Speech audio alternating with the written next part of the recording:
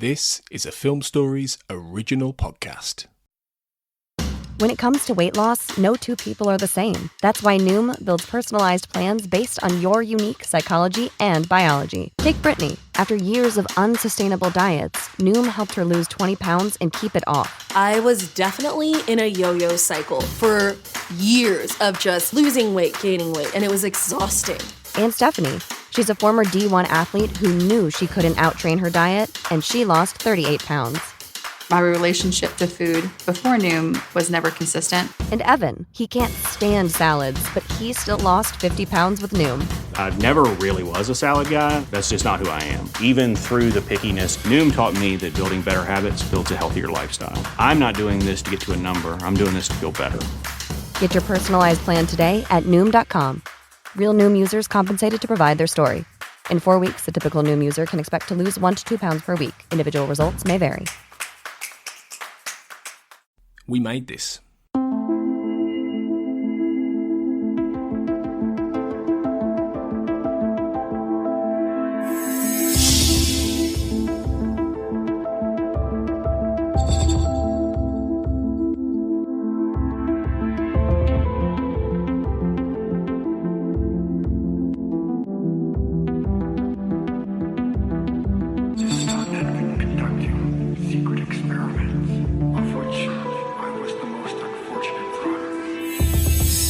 Welcome to the Xcast. The truth is in here. This is our 15th Patron Roundtable. Today we'll be discussing the topic of interesting character pairings outside of Mulder and Scully's partnership.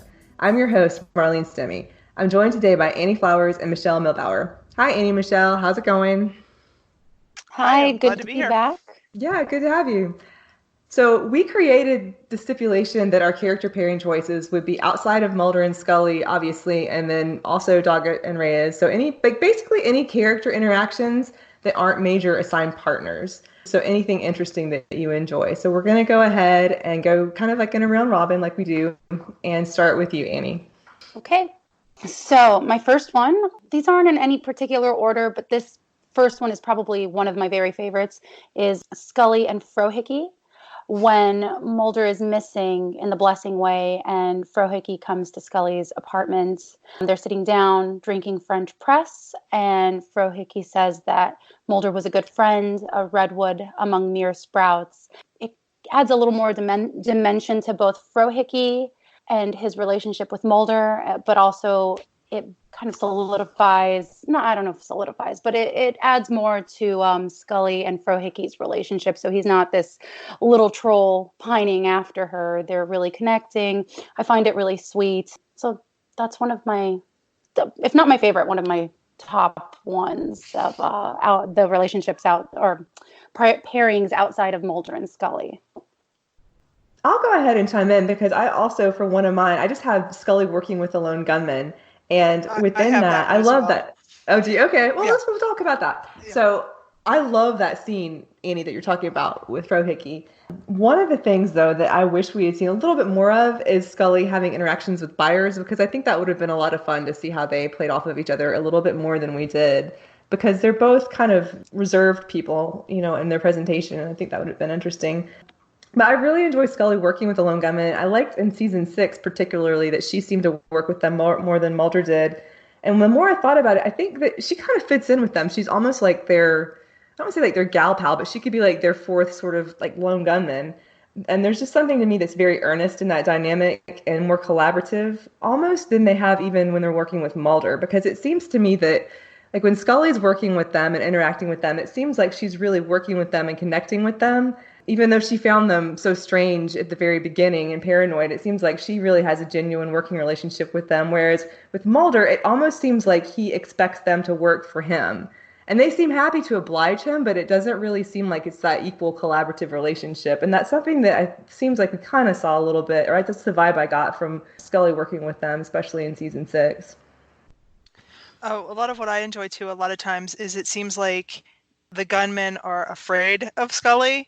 And yet they're very protective of her as well. Yeah. Three of a Maybe Kind that's what I like. is one that they kind of dupe her into helping them, and shenanigans ensue. but there's clearly mutual respect amongst the three stooges, the three gunmen, and Scully, and it goes both ways. They're like in very, very much protective mode of her, especially when Mulder's gone, starting in Requiem, really. And then they reference that friendship, or Scully references sort of that friendship and poking fun at Frohickey in this, when Mulder says, did Frohickey look, whatever the age was, 56 when he died? And she said something like he looked like he was 56 the day he was born. So that I would have enjoyed seeing even more interplay between the gunman and Scully, because what we got it was really endearing. I think so too. Annie, what's your next one? Okay, so for my next one, I think I'm going to go with Skinner and the CSM in Paperclip, where Skinner tells CSM to pucker up and kiss his ass. Skinner in general tends to, I don't know if he's protecting Mulder and Scully, but this one is really empowering, and it's kind of what we've always wanted to say to the cancer man or to cigarette smoking man. And it's just such a badass Skinner moment that I love it. Yeah, I do too. That's one of my favorite Skinner moments, period. And definitely like between them as they have that kind of evolving, dynamic. What about you, Michelle? One that I have is actually still staying with Skinner, but going with Skinner and Scully. I think that's another, while he's her boss, I think he's kind of afraid of her too. One of my favorite interactions was in Triangle, whenever he just says he's trying to save her ass, and she comes back with, "Well, save your own ass, sir. You'll save your head along with it." Like, who else could get away with telling their boss he has his head up his ass?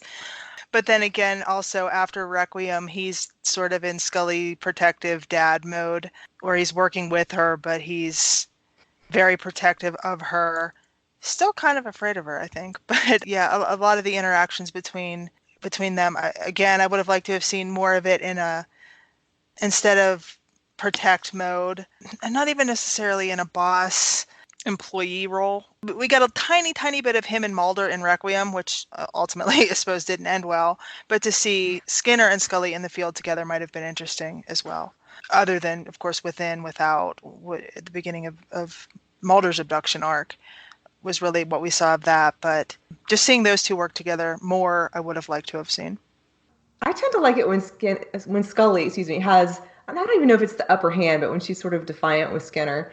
And I know that's kind of a controversial topic because a lot of people are like, fond of the idea that Skinner has been working to help them all along and so forth. I know there's a lot of discussion about that. But I was thinking, Michelle, while you're talking about Scully's behavior in this, when she basically is just like having none of what Skinner's saying, Oh, no, or she's challenging him. She's like, are you working with them? Are you working for that? And she's just like taking no prisoners. And so I tend to like it when she responds to him in that way. So those are some of my favorite Scully and Skinner interactions, I guess. Yeah. I kind of feel like in Requiem, like you said, it didn't go well with Skinner and Mulder out in the field. And I think he becomes very protective of Scully. And that kind of leads me into my next one, which is Scully and Skinner in This Is Not Happening, where Scully has a bad dream about Mulder and goes to Skinner's room. And they talk about starlight and how maybe it's the only thing that never dies. And Skinner goes and puts his arm reassuringly around Scully. She turns and cries into him. He's protective, but they're becoming friendly. He's helping her through the process. And I like that evolution of the character, where he's not just, this kind of father figure to Mulder or helping the agents, but it's more on a personal level. And I really like that. Yeah, I agree. So that's probably like the only time I really like Skinner acting in that protective way to Scully. Whatever reason, I just don't like it. But in that one, I did think that it was really like genuine, and I like that a lot. Yeah. I like the way they both played that scene. Also the scene in that same episode when she's doing the autopsy and Richie comes in to identify as his friend Gary. And after he leaves, Scully kind of breaks down.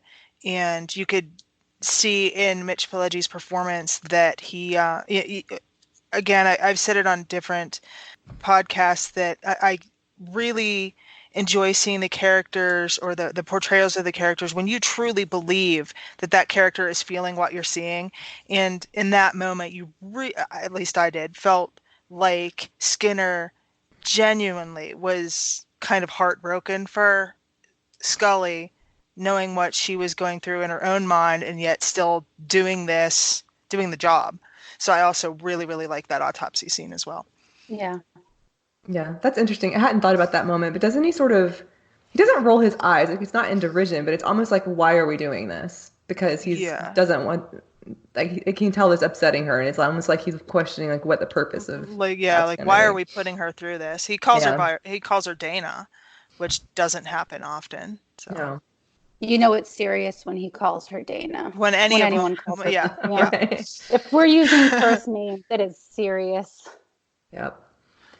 I'm going to do one that's a little more obscure, which is CSM and Jeremiah Smith in Talitha Kumi. I've always liked that scene, but there are the two scenes between them. I like the idea that it's these two older men, but they're so different from one another in their tone and their beliefs and attitude. And just the way that they talk about and they represent that discussion about like freedom versus authority and the back and forth. And the cigarette smoking man saying that, like, what was it? Like, we give them happiness, or we take it. Like, they're basically like trading freedom for happiness, and he gets to gain authority or whatever. I'm not doing a very good job representing that conversation.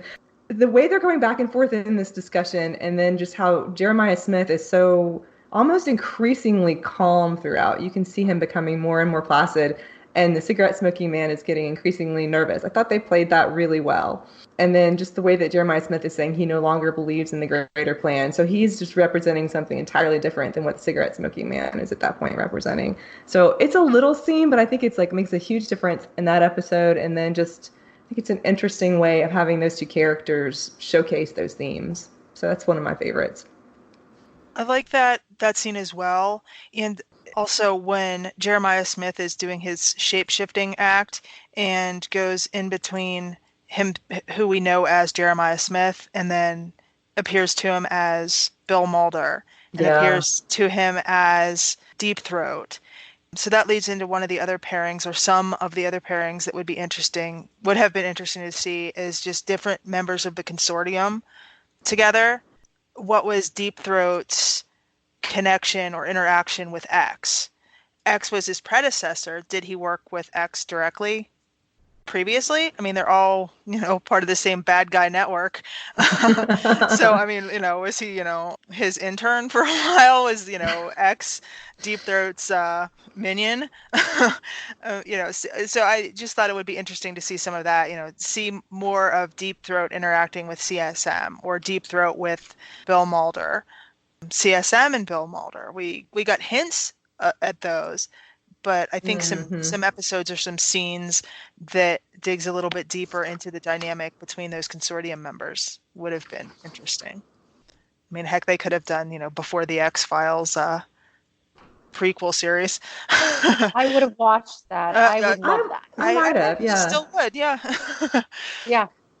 Yeah, they don't give us a lot about the hierarchy, and they hint at it. You can they don't spell it out, who's on the bottom rung and who's at the top. And that would be interesting to know. Like, why did X pick up the torch and become the informant from there? That would have been interesting. Yeah, that would have been. I think the scene in Anasazi between Bill Mulder and CSM is really interesting. It's subtle, but it's so dark when CSM goes to the house, and Bill Mulder is clearly not well, and he's like drinking and I think smoking and so forth, and CSM just says to him something like, "You look well," and it's just it's so well done in a very quiet way, but it's just so obvious that he could care less about him, which, I mean, you don't expect him to care anyway, but just that comment, like, "You look well," when he so obviously doesn't, is very cutting, I thought. Or if that looks well, it makes you wonder what he looked like the last time he saw him. That's true. I didn't think about it that way. I didn't either. I thought of it as like a comment on his feebleness, but that's true. It was a sarcastic comment from him, yeah. Mm-hmm. Yeah. My next one, there's kind of two of them, two specific scenes. It's Maggie and Mulder. I've always loved scenes between the two of them, and obviously the big ones are from Ascension and One Breath, when Maggie's telling Mulder about she had a dream about Deana being abducted, or not abducted, she didn't say that, but being taken. She was going to call her, but thought that Deana would say that she was being silly. I really like Sheila Larkin in that. I think she's really good. I think she's really good with Mulder, and he shows a lot of empathy. But also that specific character trait, is it a Scully character trait where are they psychic? Is it the Scully women? Because we also know that Melissa was very spiritual. So I've always found that scene very interesting. Then there's Maggie and Mulder in one breath, where she's telling him the story of when Deana shoots the snake and how she so desperately wants her daughter back. And they're very sweet, very touching scenes. They're very emotional. And I just think Sheila Larkin is so good at doing those. And Mulder sitting there and taking it in guiltily, I want to say. Mm-hmm. There's a moment in, or I guess a scene toward the end of Ascension, when it's the one when they're talking, when Maggie Scully gives Mulder the cross to hold for Scully. And have you noticed that there's a waterfall behind them? They're sitting on a bench and there's some waterfall that's behind them. This big waterfall. And it's just, there's something about that. They had to have filmed that intentionally, because it just looks like this like never ending pouring of like tears and grief while this conversation is going on. I like that. A great backdrop for that, that relationship and that theme, I thought. I don't think I noticed it until like a really recent viewing, but when I did, it just gave it a lot more resonance to those two. Another heartbreaking interaction between the two of them was obviously in Home Again. Unfortunately, the last time we get Maggie Scully as a character, but that was a really moving scene. But we also see them interact a bit in Wet Wired, when Maggie steps between Scully, who's, kind of out of her mind due to the subliminal messaging, and steps between her and Mulder to protect him, and kind of talks Deana down from her paranoia. It was also a really nice scene, and it showed the bond that continued even after the abduction arc was resolved. So yeah, I think those were really, really nice interactions. I think they have an interesting arc to that relationship too, and it's choppy over time just because the series went on for so long, and then we have all those years before the revival episodes and before Home Again. But I'm actually going to go ahead with one of the comments that somebody wrote, Isabelle, instead of saving it to the end, because it's right on this topic, and I think it'll work in nicely. So she says, I'm very fond of the pairing between Mulder and Maggie, and she talks about how it's a nice relationship between them and a lot of respect and affection and comprehension from Maggie to Mulder. She also mentioned that there's an arc for it, in beginning during Scully's abduction and ending in Home Again. And then she mentioned, like you guys did, that the peak was sort of in Wet Wire, where Maggie stands up for Mulder. And then she talks about the pairing of Scully and Maggie and how that's kind of a different thing as a mother-daughter relationship. And I would add as well that I thought that there was a period of tension in between there, starting around Memento Mori, and then especially in Emily, and possibly beyond there. And this is like my working theory, I always thought that Mrs. Scully was upset that, and not upset, but like in a mother's way, being upset that Scully told Mulder that she had cancer before she told her mother. Or there was some tension about that. Just one of those like emotional things that, can't be helped, but it was just there. And I felt like that sort of went through Emily also. And then in Home Again, I really liked that she sort of reached for Mulder at the end as well, because I thought that after all those years brought that to a nice close. So it made it sort of a warmer relationship there again at the very end. Absolutely. There's no way that she can be completely 100% with Mulder being in her life, at least during the cancer arc. But I think she's had a fondness for him. Mm-hmm. I don't think she completely blamed him or was completely mad at him, but there was definitely some tension. One that I would have liked to have seen more of is Mulder and Reyes. The Reyes character was sort of set up to be similar to Mulder in that she was the believer, she was open to these things, though when we first meet her in This Is Not Happening, her and Scully didn't see eye to eye or anywhere in the same direction. Scully makes the comment to Doggett, I hope you enjoy your new company, or something like that. She was open to putting up with Mulder and his crazy beliefs initially, but she was just having none of Reyes and her kind of new age ideas in that moment. And ultimately that pairing also, it would have been nice to see a little bit more of that. We got some of her and Reyes a little bit, but it would have been interesting to see, because maybe it's just me, but my thinking was that Mulder wasn't really buying into Reyes either at first.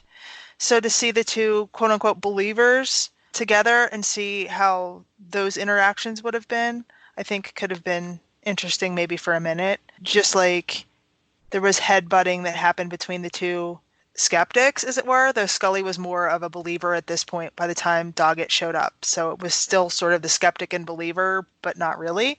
So to see the two believers, or I guess more open team members paired together, I would have liked to have seen a little bit more of interaction between Mulder and Reyes. Yeah, I could see that. I think with Scully and Reyes, Improbable kind of takes care of that need for me. So. Yeah. See, it actually makes sense to me that Mulder and Reyes didn't really see eye to eye, because I put her more in the Melissa camp. They also agree. see eye to eye. She was more spiritual, new age, not space age, not the cryptozoological believer. Although I'm not saying she didn't believe in that, but she just had more of that new agey vibe like Melissa. And it made sense to me that they would butt heads just the same way that Mulder and Melissa butt heads, which is also another character pairing that I thought was interesting, because again, you have like the two believers in the same room or in the hallway arguing, and they're just not seeing eye to eye about things. Right. Yeah, that is interesting. I think there were a lot of interesting dynamics between those like four major characters, I guess, and that could have been brought out, but I mean, there are always, I guess, things you could do differently. And then, yeah, like Melissa and Mulder, I like the way that was set up. So it's like he's the believer, and then all of a sudden here's this person that's like more believer in a way, you know? Kind of like the extreme of that character. Him. She out-believers him. So, but I think a lot of their, not to say adversarial, they're different belief systems. Hers may be more of a kind of a faith-based, not necessarily specifically a belief in one god or deity above another, but, you know, afterlives and auras and, like you said, new age kind of things. And when it's more faith-based, Mulder just, nope. If you want to talk to me about, you know, cryptozoology and the Jersey Devil or the Mothman or Sasquatch, sure, I'm all in. Little gray men from whatever planet you pick, sure, I'm about that. But you start getting into any faith-based, you know, be it traditional religion, neo, you know, anything faith-based, Mulder just sort of shuts down. That's so true. Yeah, that's interesting. That's kind of at least the way I saw it, is he was just not having any of her new age auras, crystals. Nope. That's not his department of the unbelievable, I guess. Yeah. Oh, that's a great expression. Whereas, you know, they both believe, but they believe in different things, I guess. Yeah. So that may have been another pairing that would have been nice to see a little bit more of now that we discuss it. I think that, and this is going to be like a little off topic, but I think that Mulder and Scully are, in their own ways, both more grounded than some of the other people that they're compared to, like Melissa or Reyes, or even Doggett in a way. Like Doggett was very knee-jerk skeptic, whereas Scully at least has some sort of perspective from what she's working, and it's not just like, no, that doesn't, you know, exist or whatever. Yeah, Doggett was more, you're crazy, that can't happen. Right. And Scully was like, well, but it's science. Not likely that this could happen because of science. He's just like, no, that's nuts. So yeah. And Mulder, likewise, I think, was always jumping to, you know, it's like a conclusion that needed some evidence behind it, but it was based on like some literature from his field. It wasn't just like, I believe this, you know? Right. So that's interesting. It's interesting the way those pairings, even the people that are like incidental sometimes, or not incidental, but are like sort of the tertiary characters, like really go back to the main characters. Okay, so I'm going to jump in. I have one that I think is like a little bit related to that.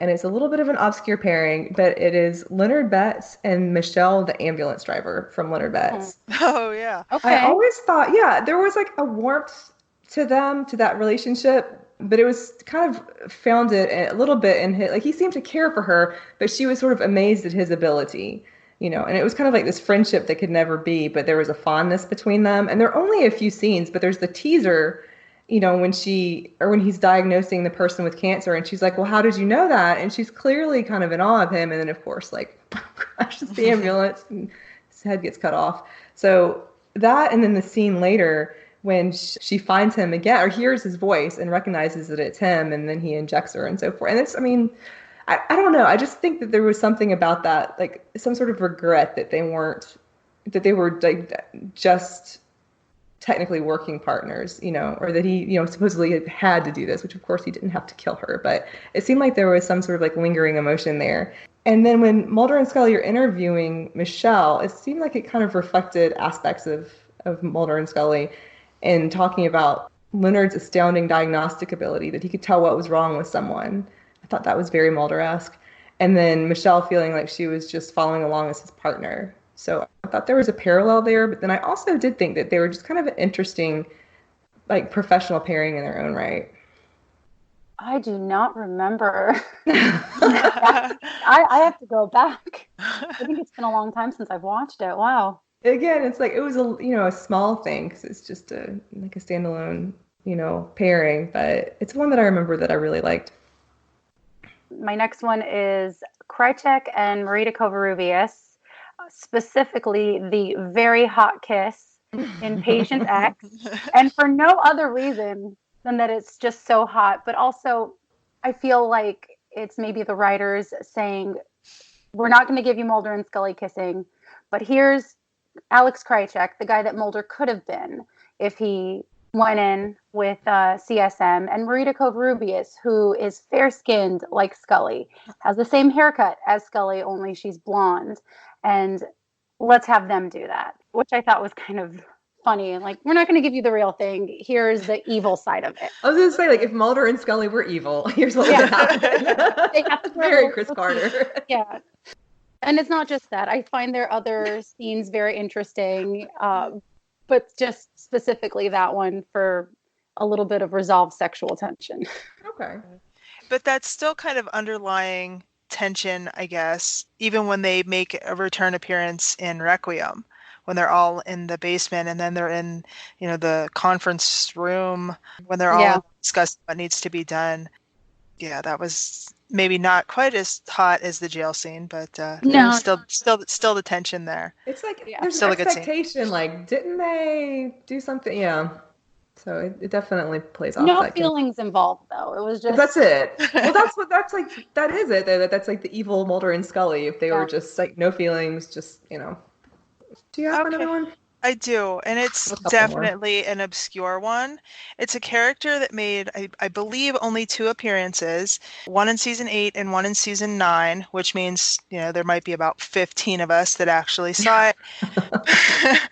But it was the agent who I believe was in accounting and had been obsessed with Mulder and Scully and the X-Files cases, and then came to and was partnered with Doggett, and I'm talking about Layla Harrison. Yeah, that's a good one. And the character as portrayed in the episode season 8 Alone and season 9 Scary Monsters maybe wasn't the best character in the world, but I think that the reason that she was there was just so sweet, and it was really nice of the writers and the creators of the series to include it, because the real life Layla Harrison was a fanfic writer who was like super fan and knew things about the X-Files that the writers didn't know. Like she just was so exacting when it came to details and research and knew all that stuff.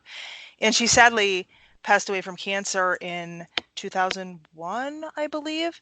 So the character was in honor of her. And I just thought that was such a sweet thing for the writers and the creators to do, to include her in those episodes. And like I said, the character itself within the episodes may not have been the best written thing or the most essential 2 episodes in the series run, but just the meaning behind it was really sweet. So I liked that a lot. I like that you said that, because I've never liked that character. I really, for a while, like, I understood putting like a tribute to a fan like that in there, and I appreciate that. But I was like, it's just a little bit simplistic, I mean, probably overanalyze like the nature of that character and like what is this saying about fans and so forth. But I do think the motivation was really in the right place. And then as a pairing, it also, I think, maybe was stronger in that regard because it brought out something softer in Doggett.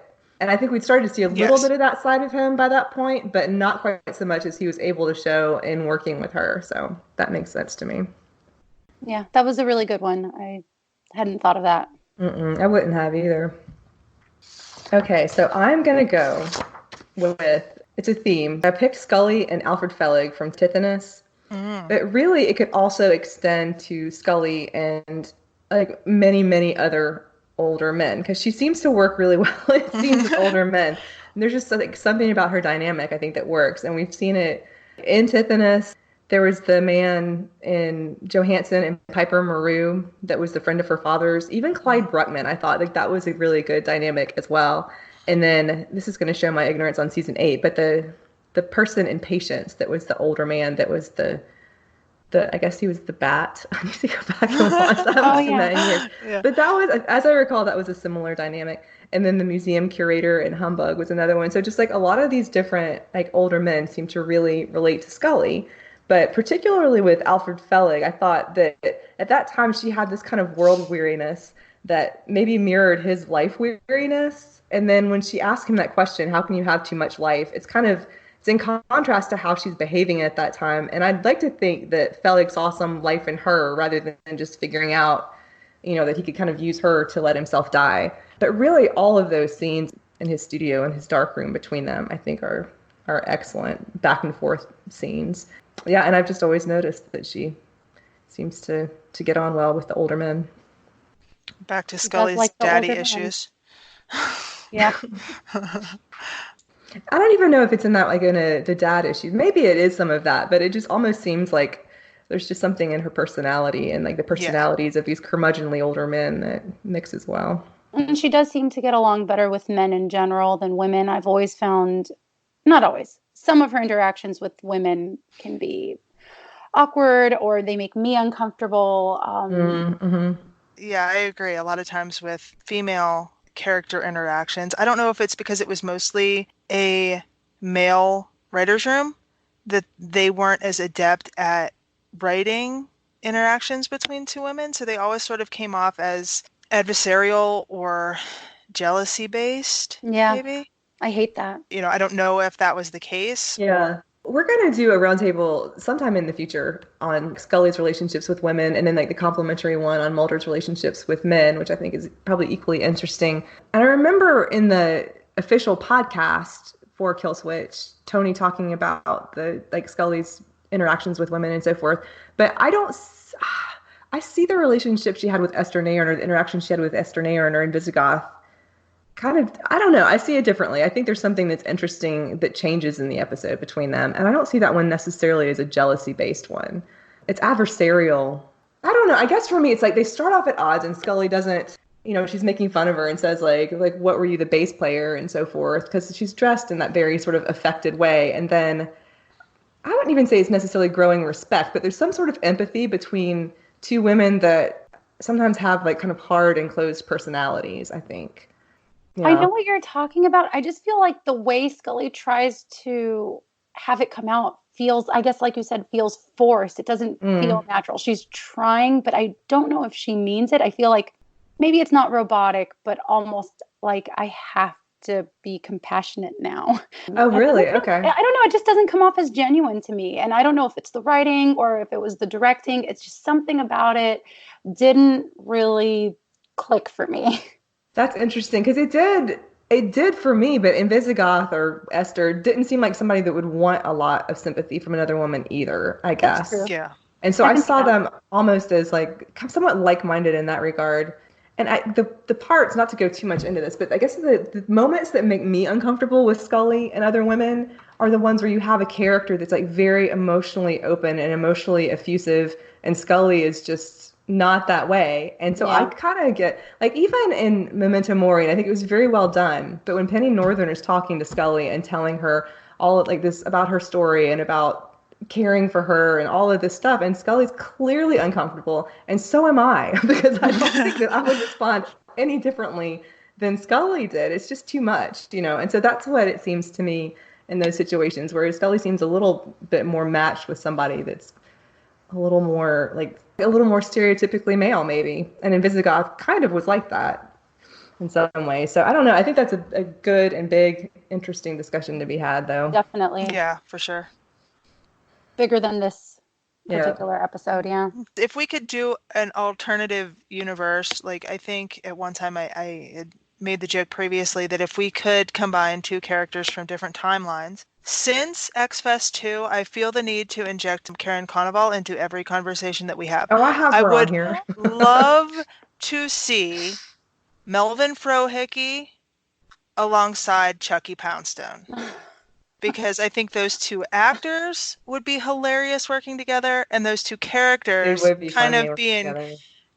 Lecherous, creepy little dudes. Just the thought of that makes me laugh. So. Yeah. Except Frohickey's not really as angry, so that would be an interesting. He's kind of a happy ledge. He's he's a cherry creeper. Paranoid. Yeah. Oh, and their paranoia, the mutual paranoia, that would be great. Yeah. I mean, and it doesn't necessarily have to be like angry psycho Chucky, because there were the two sides of Chucky, just like there were the two sides of Judy. Although having angry Chucky and kind of mellow, happy Frohickey. That'd be an interesting buddy comedy to see, I think. I did have Judy and Chucky Poundstone as one of my alternates as well. It's a bit of a cheat, because it's the same actor. But I guess it's kind of a pairing, even though they're not really together.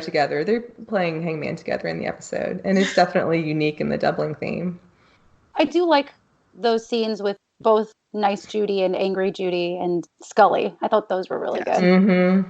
Well, my one other one, because I didn't have a Mulder one, and I realized that toward the end, is Mulder and Max Fennig and Max. Oh, yeah. Yeah. Oh, that's such a good one.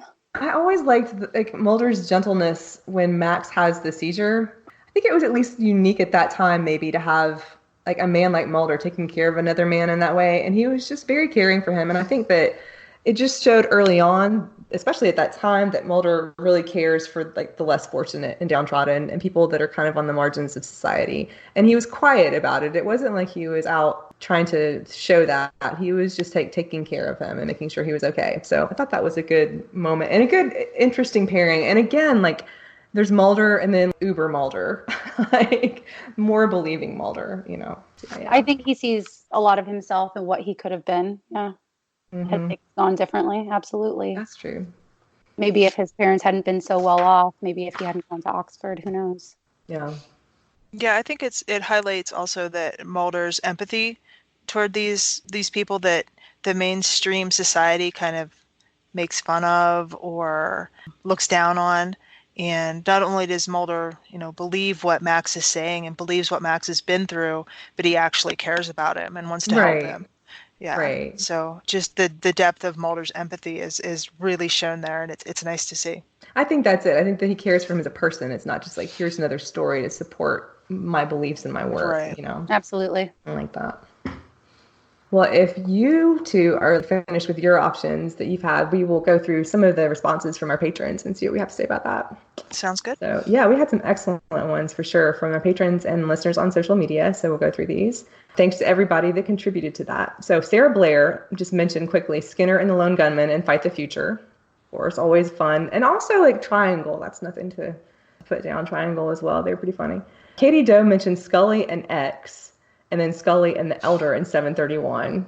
Mm-hmm. So continuing the theme of Scully and the older men from one we get Scully and the well-manicured man as well. Yes. Oh, that's one of my favorites as well. Yeah. And she's head-to-head with each of them, too, which I think is why I like some of those pairings with her. Someone named Green Elf says Scully and Pendrell, and then Mulder and Henderson. Pendrell, I know, yeah. That's true. I forget those scenes because they were earlier on, and he was kind of a quiet character, but there were some nice moments, I thought, between them. Yeah. Mulder and Henderson, I guess that's the handwriting analyst in Young at Heart, analyzing the salamander handwriting, I think it was, yeah. So Henderson.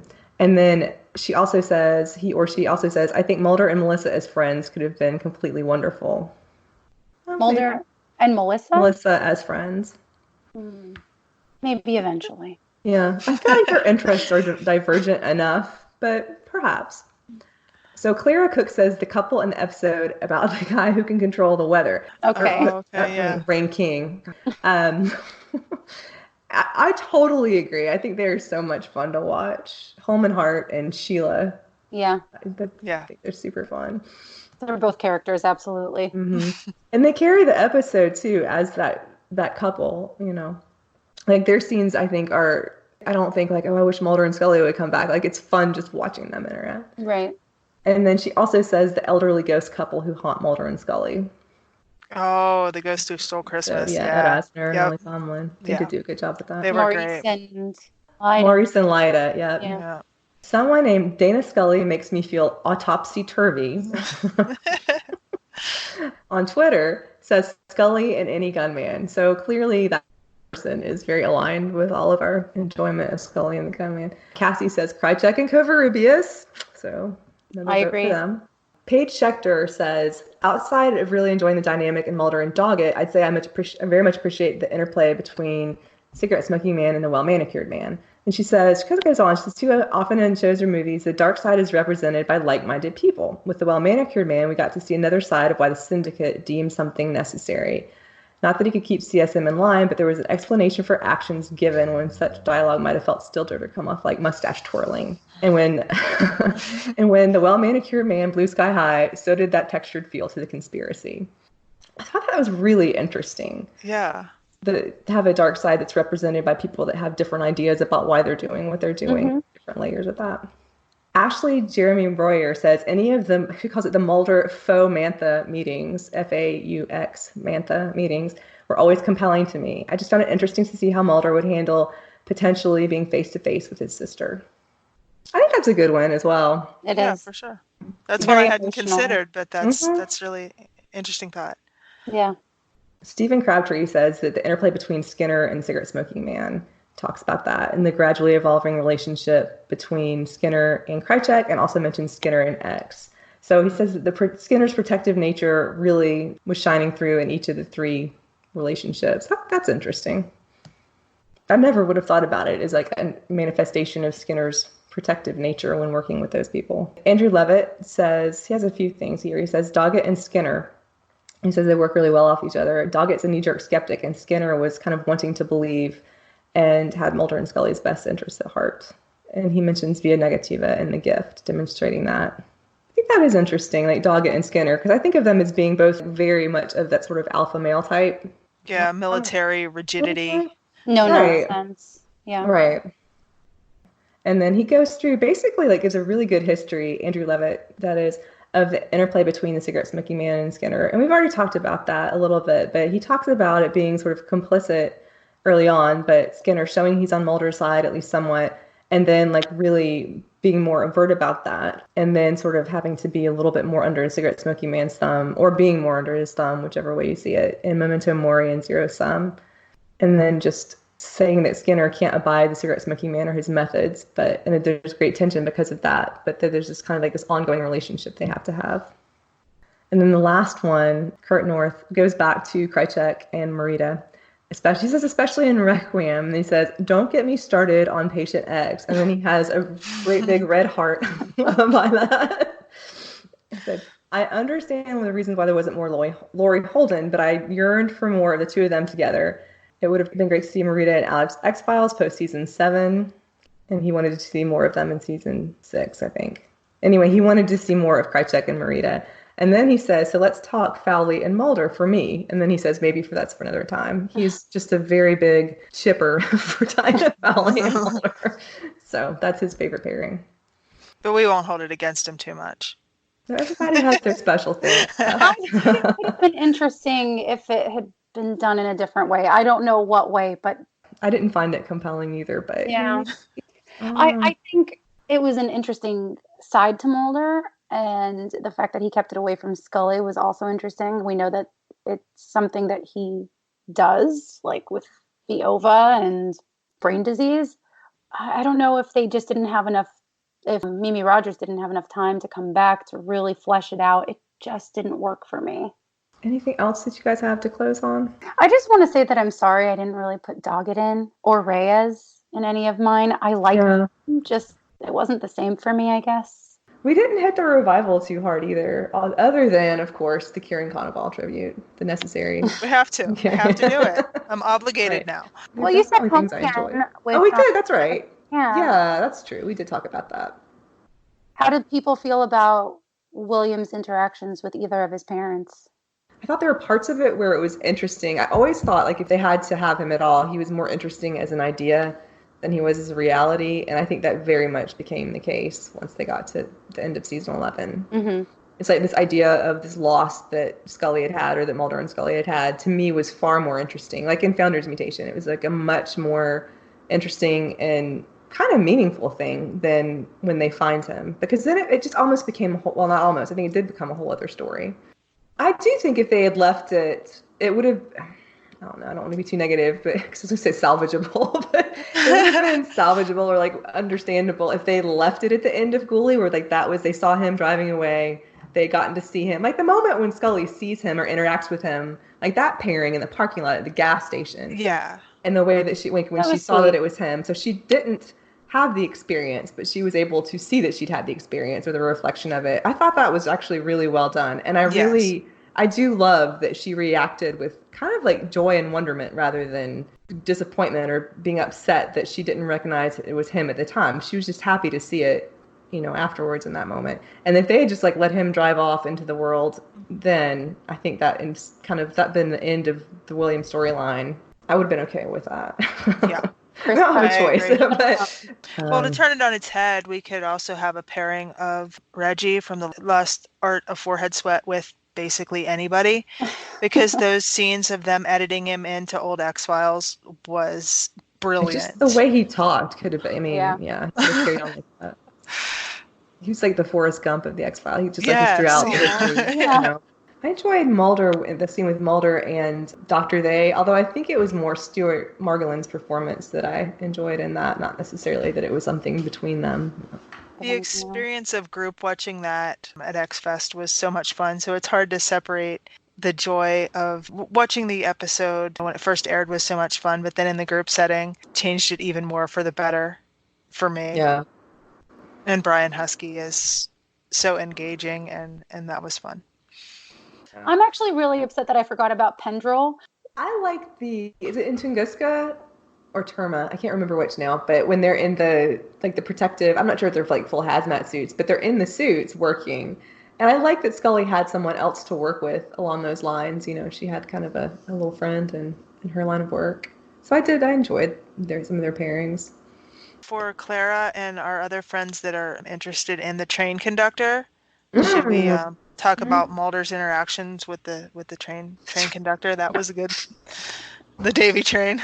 The Davy train. He hands him his gun. Here's a character pairing that's a little bit different. Mulder and the camera in X-Cops. How he talks directly to the camera. I think that's kind of an interesting one. That's really interesting. Yeah, that's I hadn't even considered that. Yeah, great one. He does develop a relationship with it in that episode. That is good. Kind of hamming it up for the camera and everything. Yeah, he's really enjoying it. Yeah, that's great. I wish I had another one along those lines. I have a really good one. Okay. Scully and Boggs in Beyond the Sea, where she tells him she is going to basically flip the switch. Mm-hmm.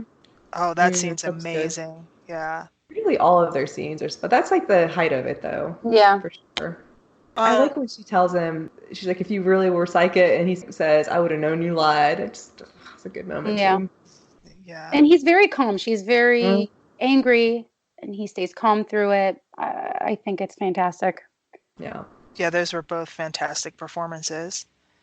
On a more subtle side, in the Biogenesis trilogy, when Mulder it's like the dream sequence, and there's a little boy building the sandcastle or the sand UFO, and we see that interaction. I think that was an interesting dream sequence to make you question, what does this mean? Like, how do you interpret that? Is it Mulder seeing himself as a boy and reinforcing that belief system with the UFO and the belief in that?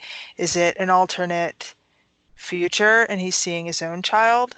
It's really interesting for me, thought-provoking series of dream sequences that include the little boy. So I thought one time when I was watching that, and then they'd given the sort of like the backstory of the writing being based on the Last Temptation of Christ, and then the whole scene of like the destruction of the world by aliens or whatever that the cigarette smoking man shows when he pulls back the window. I wonder, and it could be anything, but those scenes on the beach, like the dreams on the beach with the little boy, I wonder if that's supposed to represent like humans' relationship with God. Could be.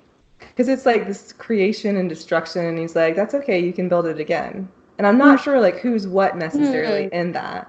But I just remember that was what I was wondering. That was supposed to be some sort of spiritual representation for Mulder.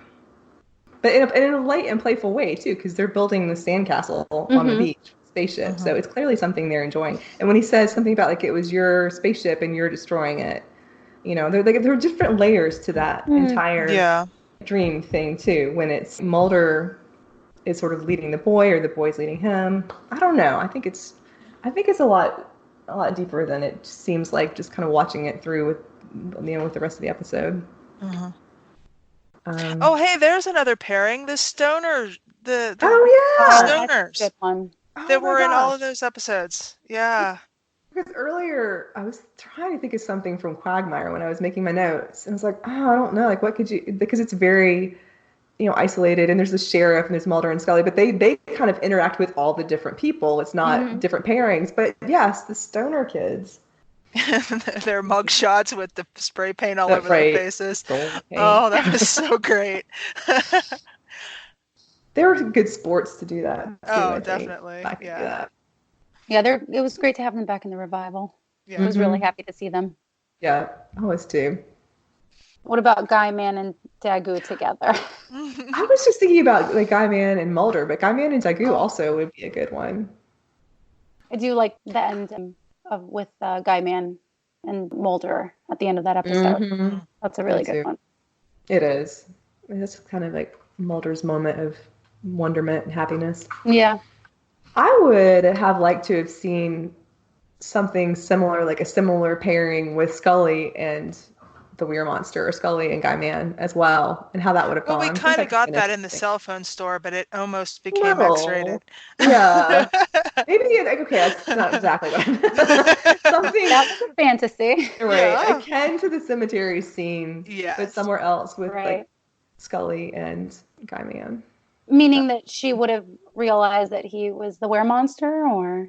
Possibly, but just some kind of dialogue, like what would that have been like, the back and forth dialogue between them, like he had with Mulder. An actual conversation as opposed to Guy Man's fantasy of You're just like stepping into that, right. I mean, we got a little bit of Maggie, Scully, and Deana. It would have been interesting to see a little bit more. I mean, granted, they didn't have too much of an opportunity, but her and her dad, he had his speech to her in one breath, and then the little bit of interaction in Beyond the Sea way back when, first season. It would have been nice to get a little bit more of those two together. Yeah. What about Maggie Scully and Albert Hosteen in Paperclip when he goes to the hospital? I really like that. Yeah. That interaction. I like the Albert Hosteen character in general. Same. I hadn't really thought about those two characters, but yeah, that would be interesting to get a little bit more. Well, yeah, I liked what we had. They could have had more, I guess, in that episode, but I enjoyed those moments that they had in that scene. And her haltingly trusting him, even though, he's just this man that's shown up from New Mexico and she doesn't know him at all. It refers to your child as the FBI woman. Like, sure, go ahead. He's like, well, she knows my daughter. Good enough for me. Right.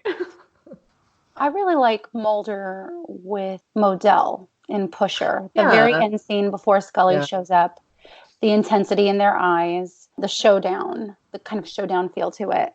And it's quick because Scully ends up showing up fairly soon after that, and that scene takes place. But there's a certain intensity to it that I really like. That is one of just as a scene, and it's because of it's everything about it, I'm sure, but I would say because of the performances. Intellectually, I know how it turns out, but every time I worry, like maybe this time the bullet is going to be in the chamber when Mulder pulls the trigger on himself, That one's for you, Tony. No debate there. I think Philip Paget and Milagro, both with Mulder and Scully, and obviously Scully's the main object of that, but I think even the moments with Mulder are really, they're interesting. Like Mulder's just interesting in those moments, and it's an interesting interaction.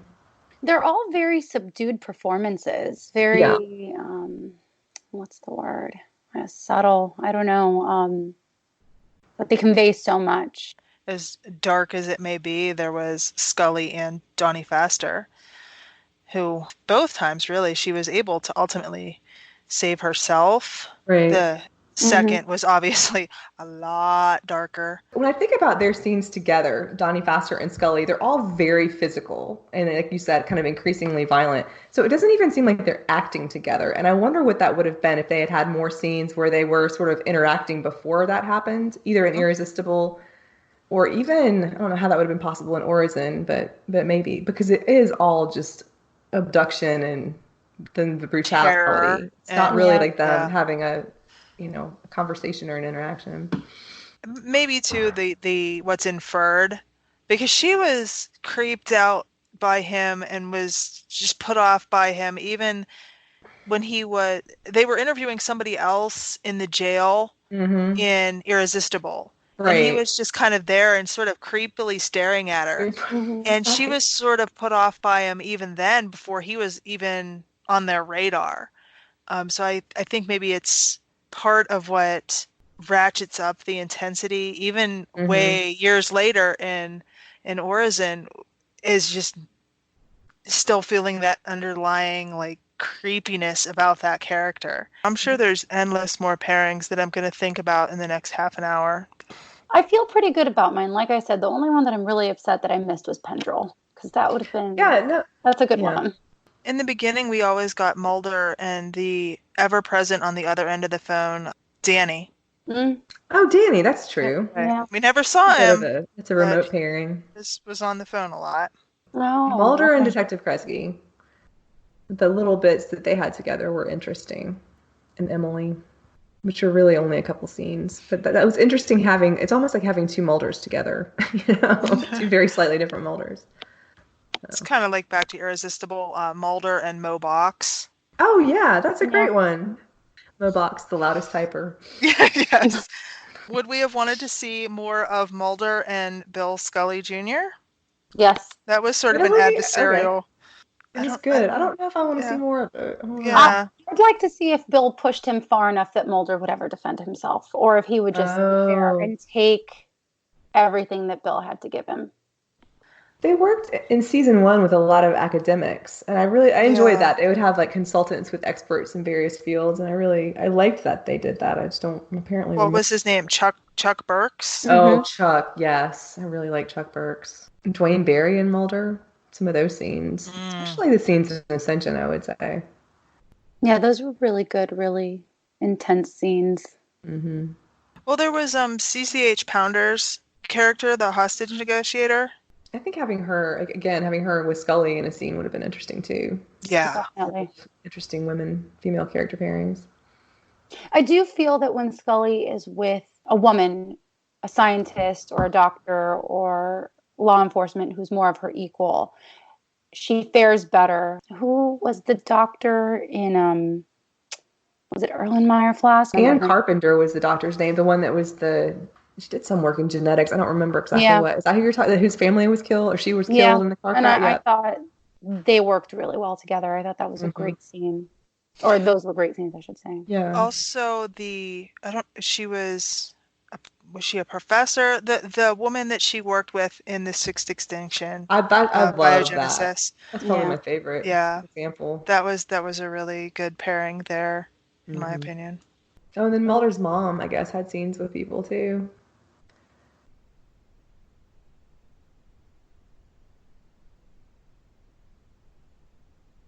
Yeah, Mrs. Mulder and Scully. That was interesting. Okay, that's it for this XCast Roundtable. Michelle and Annie, where can we find each of you online? I am on Twitter at mmbaker13. And I am on Twitter at Annie A. Flowers, and I am often lurking in the Basement X-Files group on Facebook. I am Marlene MHS on Twitter and Marlene Stemme in the Facebook XCast Basement group. So thank you guys for joining me for this discussion, and thanks to all of our listeners for tuning in. Until next time, trust no one.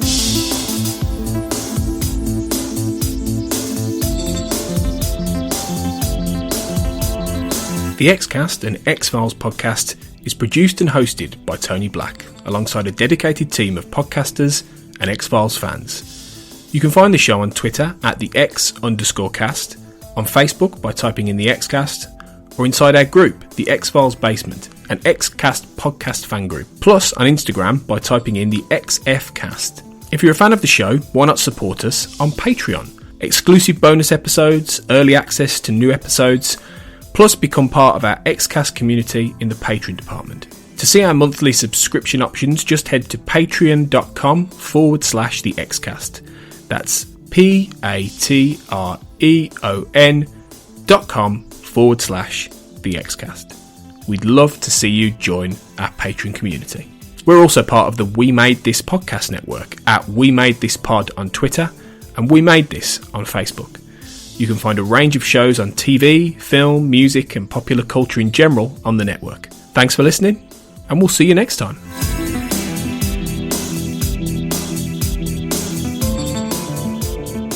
Previously on the We Made This network. We buy records. Now, I know you wanted a record by the High Llamas. Yeah. Called Hawaii. Yeah. Now, if you look online, I don't think there's a single near mint copy left for sale in the whole world. But I managed to find you one, Tim. And I gave it to you. I was more happy giving it to you than you probably were receiving it. And what did you do when I gave it to you, Tim? Played it and scratched it. Yes! It happens. You know, hey, I just wanted you to admit on it. air that you'd made a complete rickets with the record because, you know, I sort of halved the value of it. But it's not about the money, is it? No. It was about my idiocy. That's what it's about. Yes, absolutely. Make It So, a Star Trek Picard podcast. On the official Picard podcast, the production designer was talking about how they were amazed by how great the Borg cube set was once they built it, actually. They thought it was going to be, you know, they designed something, but they didn't quite anticipate how good it was going to be for reusing. So they've got these really good sets, but maybe they found that doing certain things was going to cost too much money. It's hard to say. I think it is a bit of a shame. See, the more Star Trek changes, the more it stays the same. Well, there you go. Without a mouse. When you watch it on the Disney Life app, whenever you watch a film, it has a short sort of description that comes up every time you pause it. Yep. So I wrote it down because not knowing where this film was going to go, I just wanted to read it first and then come back to it later. It said, a heroic, inspirational adventure that will thrill beyond imagination. These descriptions of this app is very vague. Yeah, this could literally be talking about any action film ever. Yeah, it literally could be Wonder Woman. But what stood out for me was the use of the word inspirational, as if like... Is he? I know, exactly. I thought I'll write it down, and then by the end we'll go back and decide if that was true or not. Check out all of these shows and more on the We Made This podcast network.